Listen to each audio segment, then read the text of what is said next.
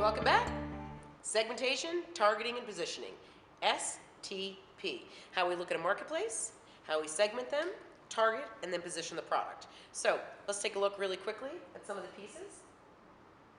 So the process, how it starts. So consider this.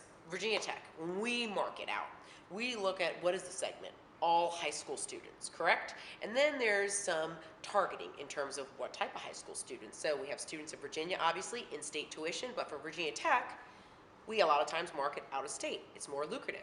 So all of a sudden now, that segment has split a little bit. So now we have in-state as well as out-of-state. Then we look at male, female.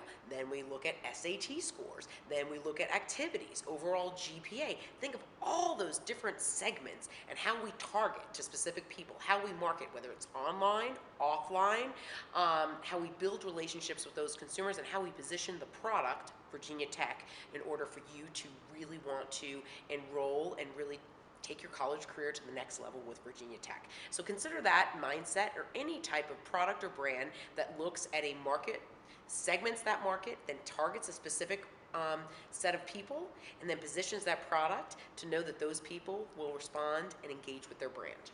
So considering it, the steps. Strategy or objectives. What are the brand's strategy or objectives? What would Virginia Tech be? Virginia Tech's overall strategy to approach and really showcase Virginia Tech as Hokie Nation domination, like no other place whatsoever. But the key objectives are to really garner enough awareness and interest to apply to school. Step 2, segmentation methods, as we just talked about, looking at it. High school students, international, genders, ages, GPAs, SATs, all of those factors fill in terms of how we specifically target key people. Then evaluating it.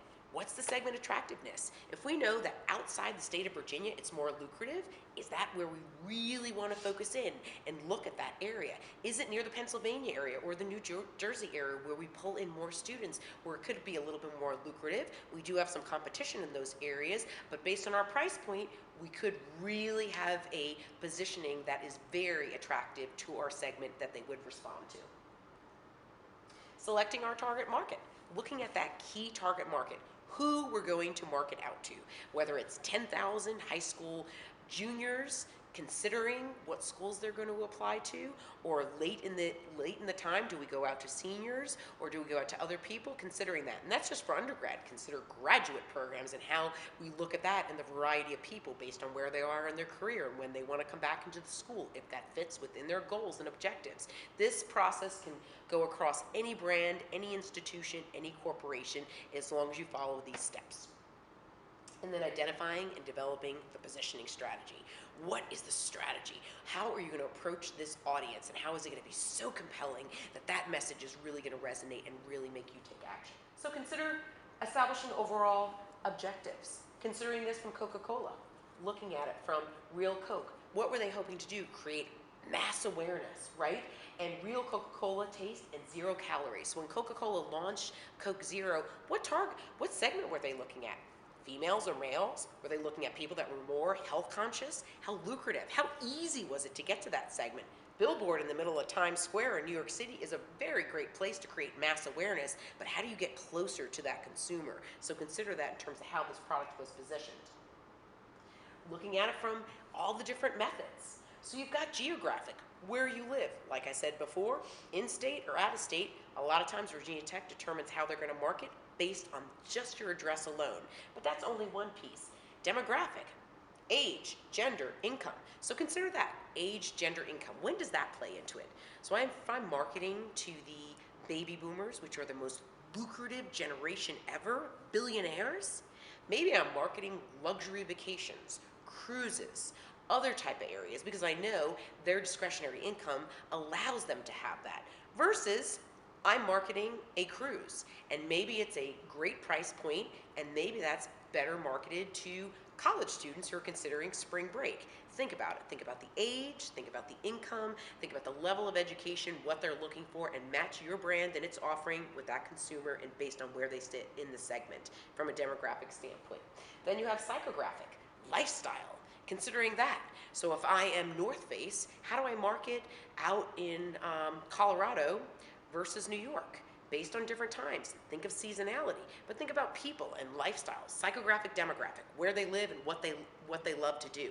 A lot of sporting goods stores, a lot of other great companies really take all of this data and insights to really target and penetrate these markets and saturate them, so really understanding when the need is there and meeting that need ahead of time. And then benefits. Convenience, economy, prestige. That's another thing. Turnkey help. And whether benefits can be based on quickness for your usage and based on what you're looking for, or another benefit could be based on the price point. What are you going to really market to that consumer in that segment that's really going to hit that benefit bottom line? And finally, behavioral, occasional, loyalty. When does this come in? Well, sometimes think about a jeweler, Tiffany's, special occasions. Is it a birthday? Is it an engagement? When do those purchases come versus daily, everyday purchases for your milk and bread? And how do marketers behind those really look at things quite differently? Geographic segmentation, as we said, just kind of looking at it in terms of where in the world and what products, whether it's different types of cars marketed different parts, to really understand. Demographic, it's probably the most common in terms of looking at people's ages. So whether I'm marketing to millennials, or whether I'm marketing to Gen Z or Gen AA, or Gen X, as you see right here. Different messages, different product offerings. There could be different clusters, but also in terms of marketing, consider this, the sandwich generation. I right here can make decisions for my parents as well as my children. I'm right there in the middle. So as a marketer, they wouldn't only market to me as my Gen X profile showcases, but also my aspect of how I can influence purchases for my parents who are senior citizens, or for my children who are younger. So consider that as well. We are not just one person, we have many facets of us based on how we could be marketed to. Psychographic segment, looking at values, lifestyle, and all the components that we looked at in terms of what you like to do, when you like to do it. So if you're an adventurous, maybe the company that's going to reach out to you says, you know, before you put it on your bucket list, jump out of a plane and experience that. You know, someone who's very, very conservative may not be the right market for that, but somebody else. And that could come into age as well as income and overall understanding and lifestyle choices.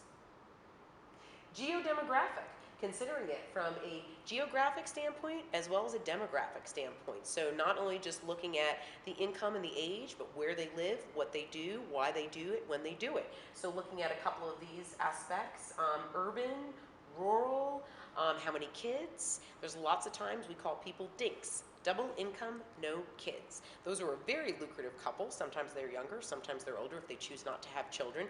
But they, in terms of their choices and their profiling, make it very lucrative to target them with specific brands and products at a certain price point. And all of this is found through geodemographic segmentation. Benefit segmentation, once again, looking at that core aspect, whether it is a benefit that people are seeking from the inner, or it's a time, or it's an economic benefit. That's what you really want to market into. And behavioral segmentation, like we said before, those special occasions. So if I am marketing and just choosing even the Great Wolf Lodge, a great experience. For 2 nights, you can stay there for $750. That's not normally what you do for 2 nights, but maybe it's a special occasion, such as a birthday, such as an event. Or even think Disney World. It doesn't have to just be a product such as Tiffany's that's a special occasion. It can be a service, it can be a variety of different things that meets the needs based on the occasion that it is happening in. So we talked about evaluating the segment attractiveness, understanding that when you have a product to market to, you really want to make sure that you have a substantial market that you're going to go to. You're going to put resources up against that. So it's going to be cost to market. It's going to be cost to develop specific advertising campaigns. So think about all the costs that are going to go towards a certain market, and you need to make sure that there's a market that's substantial enough that will help in terms of response, but at the end of the day, make an impact and a return on investment. For every dollar you spent, at least $1 back, break even, but if not, even better than that. So considering it, what makes a segment attractive? It's got to be substantial enough. There's got to be enough people in that segment that you can reach, and that would be potential purchasers of your product. Reachable. So we can have a segment that is absolutely phenomenal, but no way to reach them. Years ago, we marketed to mothers, and there was 2 types of mothers: stay-at-home moms and working moms. Who do you think was the easier one to reach? Any guesses? Stay-at-home moms. We couldn't track them. We really couldn't understand. Whereas working moms, we knew their pathway. Many of them, working moms, drop their children off where? Daycare. Exactly. And that's actually what our product was. It was an ear infection antibiotic medication. So we were right there in the pathway of what they were doing. And they knew that these daycare centers were great for their children for socialization, but also a mini petri dish. So we had opportunities to really market in the daycare center as well as in certain magazines that those working women subscribed to. The stay-at-home moms, a little bit more difficult because they were home, there wasn't anything as structured. So considering that in terms of before the days of social and online and all these mommy bloggers, stay-at-home moms were a very, very hard target to reach. So that could have been difficult back in the day. Responsive. You want your audience to be responsive, or at least know. If you're reaching out to an audience and they don't have a way or interest or engagement, that's almost gigo, garbage in, garbage out. You're not reaching the right audience with the right offerings, and therefore you're not getting the response back. Profitable, like I said, at the end of the day, marketing is about awareness and creating and building relationships and customer for a lifetime, cradle to grave, all of those. But at the end of the day, it's return on investment. It's sales at the end of the day. That's what every company builds and grows on. There is brand equity. There's a lot of areas within a brand, but honestly, it has to be a profitable pursuit for the brand to go after. And then of course identifiable, that we can identify this audience, that they are, whether they're college students in the area or high school students in Paducah, Kentucky, wherever it may be, they have to be a core that we can reach them and know exactly when they'll be reachable, that there's a substantial, that they're profitable, that it pulls into all of these key aspects. So once again, looking at identifiable, who's the market? Thinking about it, 3 females on this chart, on this slide, each female different. Who we could look at, who's the working mom, who's the stay-at-home mom, who has different careers, who has different ethnicities. How are we speaking to them? Are we assuming that they understand everything based on our one voice, or are we speaking to them in the voice that they expect this brand to speak to? So considering that, identifiable. Substantial, too small, insignificant. Too big, it might need its own store. So considering that and making sure that is real substance to it. Reachable, know the product exists, understands what they need to do, recognizes how to buy it. It's a very quick turnkey process. And responsive, obviously, one of the key pieces. And you need to build relationships with consumers before you can just expect for them to respond. I'm sure you don't just go up to somebody on the street and say, hey, how are you doing? Buy this from me. No, you're going to build a relationship. You're going to get to know them so they know that there's value in what you provide. And when you do come back, they really want to potentially try your product and see where it goes from there. And of course, profitable. So looking at this, segment size, homeowners, 75,000, business, 1,000, segment adoption percentage, 1% versus businesses, 20%. So consider this, most people would look at this and say, my segment size is larger on my homeowners. That's the market I should go after. Maybe it's not. Maybe if we're talking about a security company or insurance company or wherever. If you go down and drill down the line, purchase behavior, purchase price, frequency, 100 at 12 times or 500 at 20 times.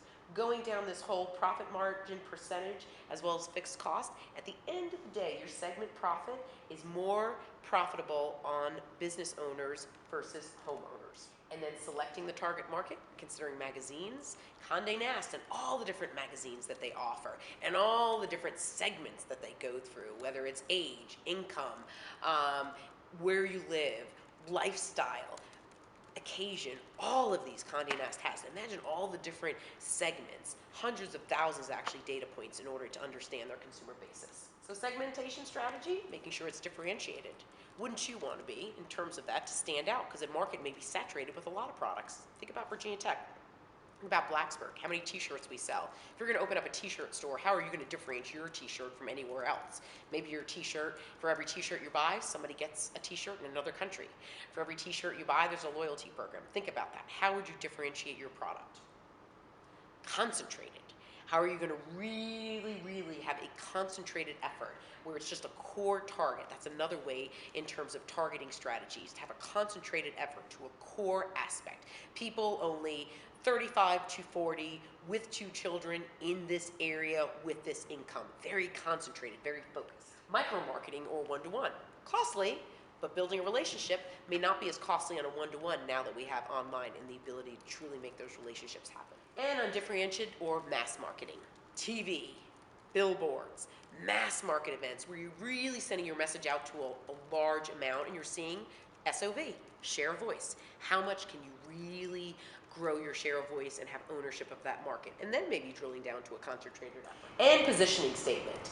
Everything in terms of what you're going to position. How does Kate Spade position her purses versus Jaguar and their cars versus Virginia Tech and their Hokies and their football season coming up with our coach? How does all that work? Positioning steps. Understanding the perceptions that are out there. Identifying the ideal points of your market size and where you can really reach to. Competitive marketplace. It's called competitive intelligence and is absolutely essential when you're doing segmentation, targeting, positioning to understand the marketplace as well as the competitive marketplace and the intelligence that exists within. Consumer preferences. Knowing what people prefer. Understanding that, reaching them. That can be maybe more of a concentrated effort. Selecting your position, whether it's Nike, just do it, or other brands that really stand for something very strong. Think about that in your own mind. What brands really have a cohesive, conducive brand positioning that sets them aside but is concentrated every single time you see them? It's the same brand, stands for the same thing. And then, of course, monitoring. Every time you're either evaluating at the end, you're monitoring, you're determining what was the impact of my efforts or what is the impact of this purchase. Constantly evaluation at the end of everything you do, and then modification, because in the world we live in today with online, we have the ability to modify unlike anybody else. And thinking about perceptual maps and considering it for a soda. Looking at these 4 different quadrants of perceptual maps and thinking if you were Gatorade, and where would Gatorade stand within this? You've got all the different sweet taste, less natural, chart B, chart C, and chart D. But D really shows where Gatorade could really own a core positioning statement and own this marketplace based on what other brands are not saying. That's it for segmentation, targeting, and positioning. We will be back soon with the next chapter. I thank you for your time and keep working on all the work in this class, and let me know if you have any questions.